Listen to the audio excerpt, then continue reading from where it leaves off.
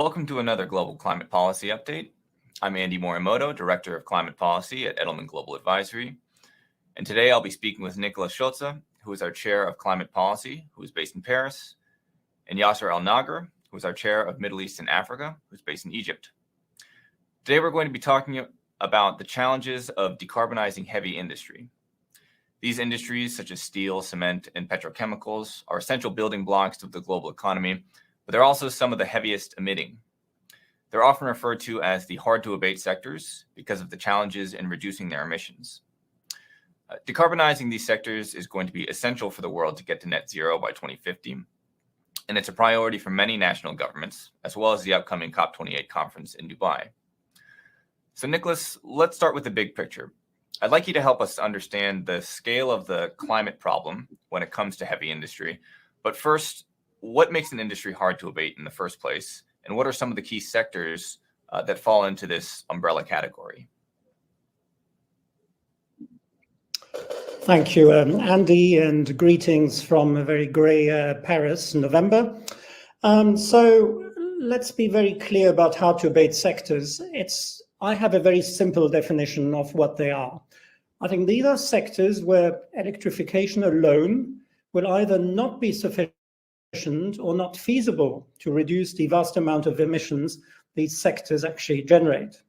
So in fact, if we look at heavy industry alone, and you touched upon, Andy, a number of them, so steel production, iron production, aluminium, cement, but also petrochemicals, they actually account for around 30% of global greenhouse gas emissions. So it's a huge amount of emissions.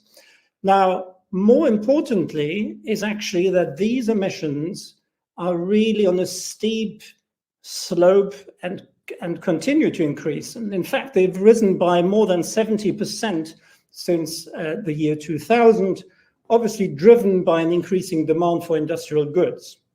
Now, we also need to know that these emissions under a net zero scenario, which we all want to be on, i.e. a scenario that is compatible with a 1.5 degree trajectory, we would need a decrease by 3% every year, which would require accelerated policy action. And Andy, you touched upon COP28, which is just a couple of weeks ahead. COP28 will see what we call in the UN jargon, the first global stocktake. And the first global stocktake is really taking a step back on what has been achieved since the Paris Agreement and what needs to be done. And interestingly, it does actually include options to reduce 10 times the cement and steel industry's carbon intensity alone. So I think the global community is actually fast recognizing that these hard-to-abate sectors are really important. Now, I mentioned industrial hard-to-abate sectors, but there are also others. And I think it's important to refer to long-haul, land-based and maritime transport as well. So I think that's sort of a broad and quick overview what hard-to-abate sectors are and what kind of issues they generate in terms of emissions. So Yasser, let's bring you in, because in addition to your roles at Edelman Global Advisory, you're also the chair of Heidelberg Materials Egypt, which is formerly known as Suez Cement. So what are some of the practical challenges that you've seen in decarbonizing the cement industry? And talk about why this industry is so difficult to decarbonize.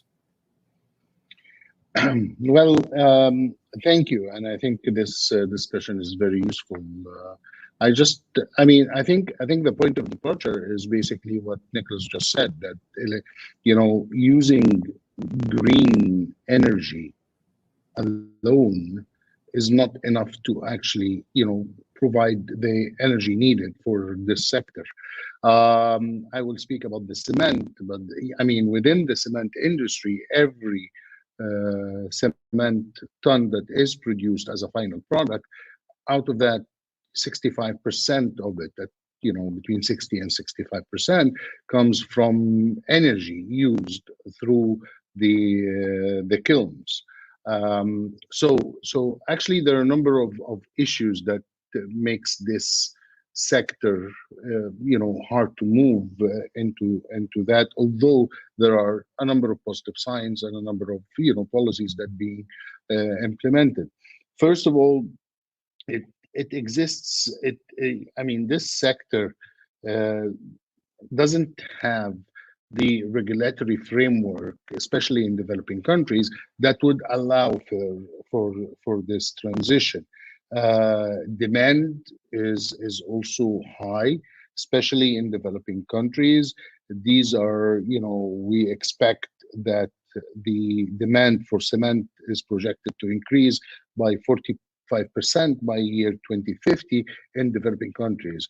These are also, includes a number of disruptions when you start, shifting and start using, other or improving the quality of the cement industry, because these are capital intensive industries, also labor intensive industries. So there are a number of disruptions that come along with that. In my opinion, it is, especially in developing countries, it is the regulatory framework that is missing, and that does not allow and does not incentivize companies, local companies, to actually move into that direction.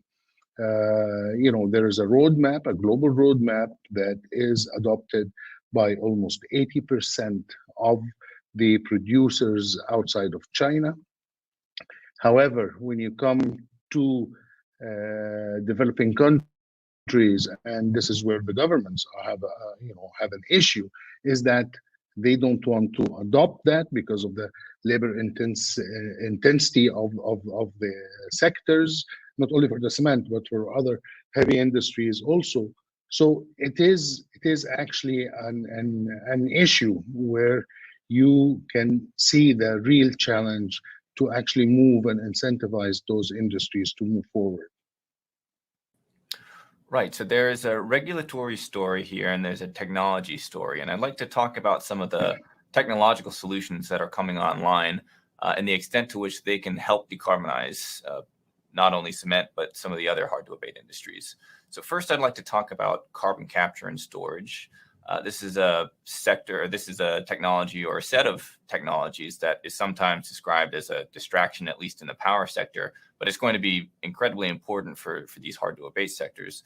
So Yasser, what has been Heidelberg Materials' experience with carbon capture and storage technologies? How well do you think they work, and to what extent are they economically viable today? Look, we are basically globally, we are present in, we have 3,000 locations. So there are, we are in developing countries, in developed countries, and in 5 continents, basically. We are maybe the sector leader in carbon capture and storage. Our first project is going to be, opened up in Norway. Our plans are basically that through in 2024. Our plans are basically that we are, moving ahead with a number of projects in that regard. So it is an investment, but it is also economically viable, and we are trying to reach the target of 10 million tons of carbon dioxide by 2030. So yes, there is investment there. Yes, the new technology works in sectors like the cement.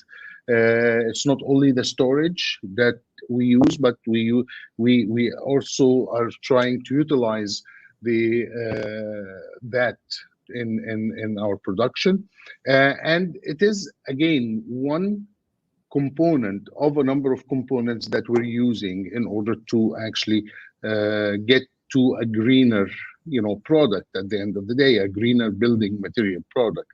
So this, from one angle, heat recovery systems that we're implementing, especially in developing countries. So we are implementing and investing in that. also in terms of using, low or producing low clinker cement. That is all not to say that, this is moving quickly enough, or actually in a manner that agrees with the bigger target of 1.5 degrees. But there are a number of companies in that sector who are actually taking sustainability and taking this objective further. A number of companies are investing heavily in that, and I think in order to incentivize this, you need the finance component, but also you need the regulatory component that needs to actually commercialize the technologies that we're talking about. So another area I wanted to touch on was green hydrogen. Nikolaus, you wrote a policy analysis white paper on hydrogen earlier this year for EGA. Can you talk about the role of hydrogen in decarbonizing these sectors? Yes, thank you, Andy. First of all, let me start by saying that there are plenty of fantasies around hydrogen, and secondly, I would say let's just put on the table the fact that hydrogen is not going to be a silver bullet to solve the problems of hard-to-abate sectors. It might be part of the solution, but it will need scaling up. Now, let me explain why. First of all, we need to look back at how is hydrogen being produced. And when I'm saying being produced, in close to 98% of the cases. The conventional process is called steam methane reduction. And that's a highly energy and carbon intensive process because it does use natural gas as a feedstock. There's one alternative, and that's electrolysis. Electrolysis does split water into hydrogen and oxygen. It is also very highly energy intensive. And in fact, its carbon footprint would depend on the energy mix, on the grid's energy mix you're actually using. So assuming you're in Germany, for instance, well, your grid is actually highly coal dependent, unfortunately. If you're in France, it's highly nuclear energy dependent, and therefore it would be lower carbon than, for instance, in Germany. So it really depends on the grid's energy mix you use.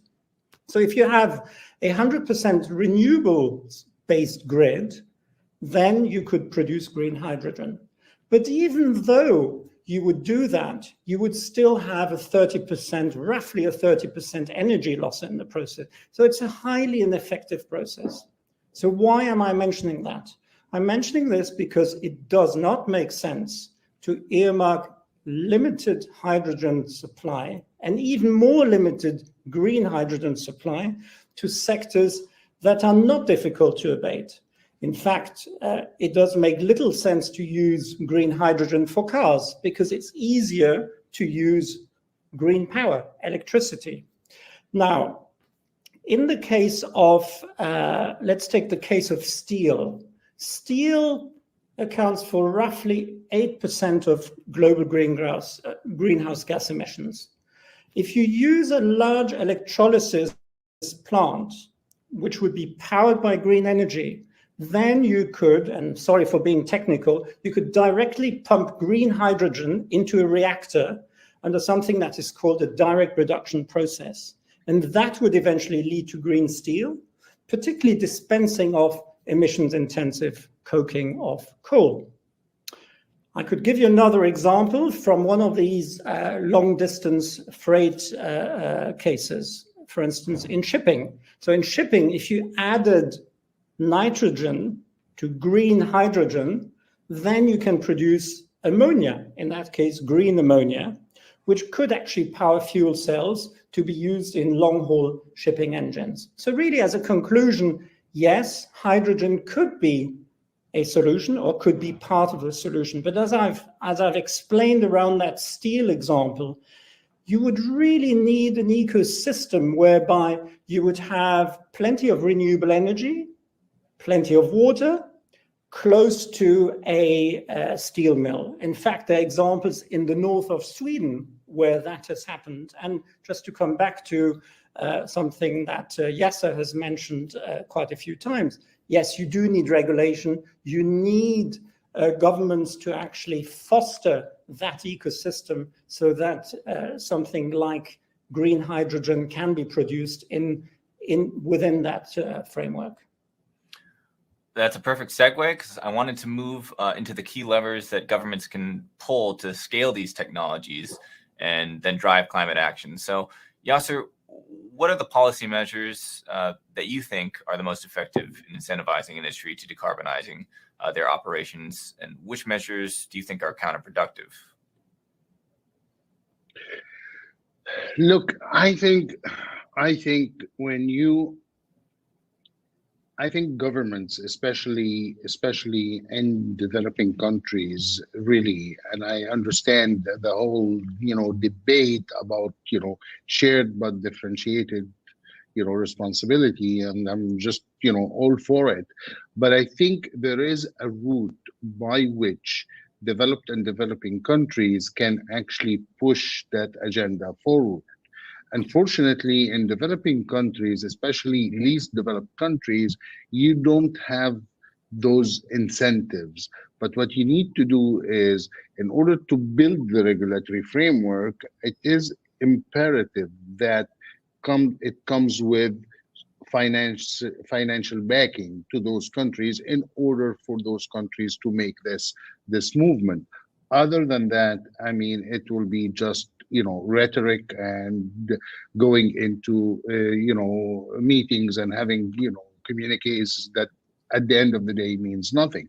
One of the examples I can tell you about Egypt is this global roadmap. We wanted as companies to adopt this global roadmap and actually infiltrated into domestic policies.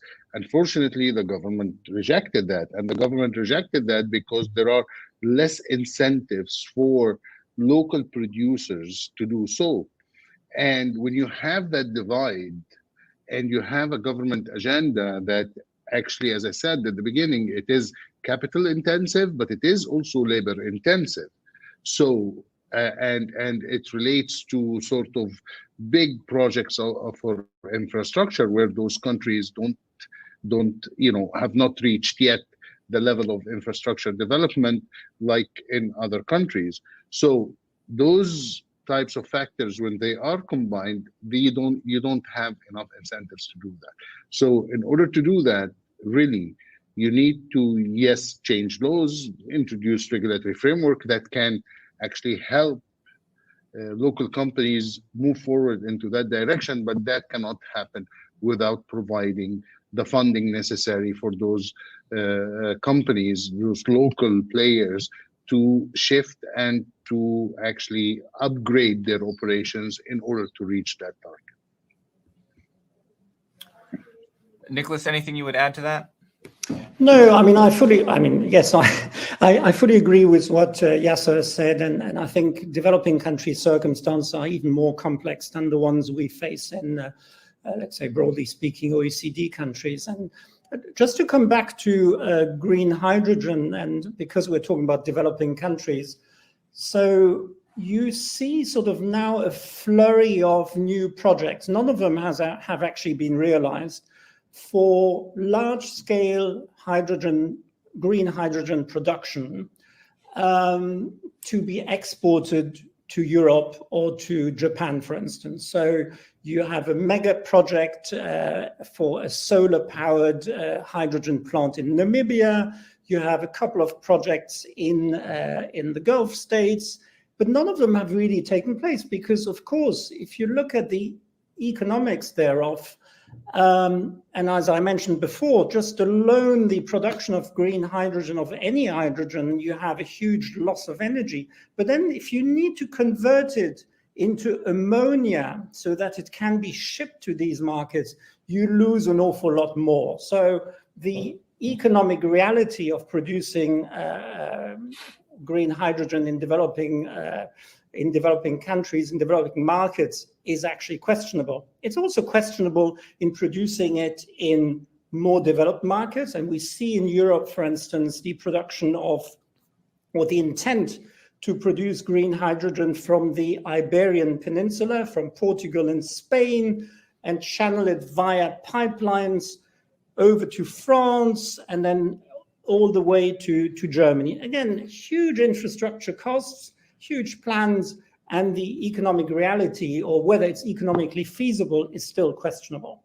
So just to come back on what I believe governments ought to do, beyond obviously what Yasser has said, that we need the regulatory frameworks, that goes without saying, even though we need to say it because they're not there. I think the second important point is for governments to give clear pricing signals for an increasing cost of carbon over the next couple of years, over the midterm, so that you actually shift the industry towards clean alternatives and avoid investments in what might become stranded assets. I think that will kickstart the pilots you see now, be they around carbon capture and storage, be they around hydrogen, be they around other solutions. Secondly, governments can create markets, and we see it in the US with fiscal incentives such as tax credits under the IRA, but also other forms of direct state aid, as we see in the EU, where more than 10 billion of state aid has been approved for the sector. And then finally, and maybe we'll touch upon it later on, but finally, we need to establish a global level playing field. I mean, certainly that's a perception in Europe. I'm based here in France. There's a perception that the heavy lifting is done by the EU, and you have plenty of free riders around the world. And I give you an example, which I just read in the Financial Times yesterday. There is a steel mill, a Tata steel mill in the Netherlands, that has just decided to reduce its workforce by 800 people due to high cost pressures because of high energy costs, but also the high cost of carbon per ton in the European emissions trading system. And at the same time, and I think Yasser touched upon that, we know that China is actually producing half of the world's steel, most of the world's cement, most of the world's aluminium. So how do you establish a level playing field? And I think we might touch upon that later on. That's why the European Commission has introduced the carbon border adjustment mechanism, that the United Kingdom has just developed a similar scheme, and that other countries are also considering such schemes. That's right.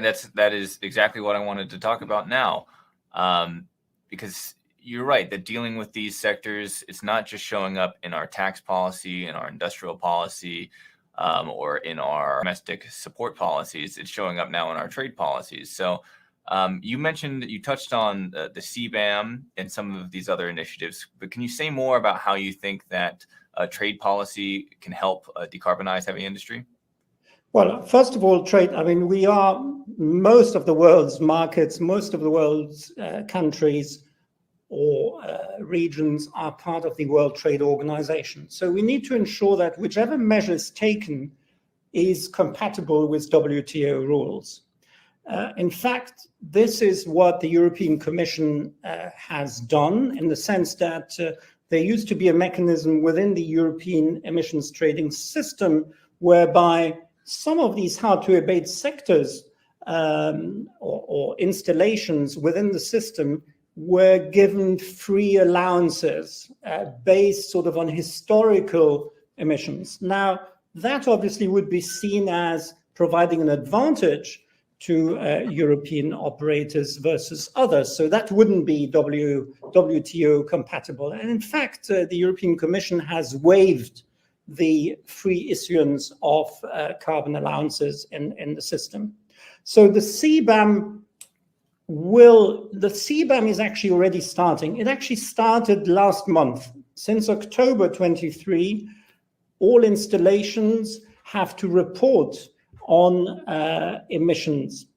And so if you're an importer in the covered sectors of cement, steel, petrochemicals, hydrogen, energy, steel and iron, and also fertilizers, which we didn't mention before, you will have to apply a tariff on imported goods based on the emissions associated with their production. And that tariff does reflect the price, the ongoing price of 1 ton of CO2 emitted in the European trading system, which is currently roughly around 80 euros a ton.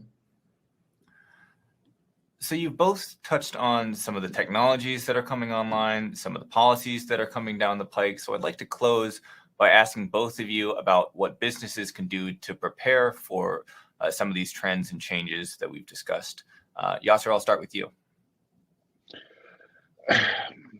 Well, I think the main thing for businesses is to realize that there is a sort of a common goal and a common good objective here, and I think that businesses are actually, transforming, especially at the global level. The issue where I think the distinction that I would make is that there are differences for even similar businesses when they operate in different countries with different circumstances. And I think that it is really important to be looked at from that angle. And one solution fits all is not actually the right way to go. But I think there are important elements there. But I believe that, from the past 4 or 5 years, I've seen, businesses trying to do so. Not all of them, not all sectors. And I think that one of our challenges really from this hard to abate sectors is basically oil and gas. And I think that there is a lot to be done there. Others are trying to move, others are trying to invest. But again, there is a common objective, and everybody needs to try to see what they can do in order to achieve this, and try to invest in technologies that can be commercialized and can be applied across the board. Nikolaus, last word. Well, I couldn't agree more with Yasser. Of course, there's no one size fits all. I think what business needs to do, I would say 3 things. The first one is to monitor closely what is happening on the regulatory side around the world. There are things which are emerging which we didn't even expect. So there's discussion now of carbon clubs, which would link different markets, which would actually avoid the CBAM, because you would have an equivalent of a carbon price in one market versus another one. The second thing is I would use an internal carbon price whenever you consider new investments, because the last thing you want to be saddled with is to have stranded assets in the future, i.e. to have invested in assets today, which in 20 years' time will not be worth anything anymore. And finally, I did touch upon these ecosystems. I believe that many of the solutions we have discussed today do require a close ecosystem between production of renewable energy, production of other energy sources, clean energy sources, and also new technologies, and then the user. So I think that's these would be my final words for today. Well, Nikolaus, Yasser, thanks so much. This has been fascinating. I'll look forward to keeping the conversation going. All right. Thank you. Thank you.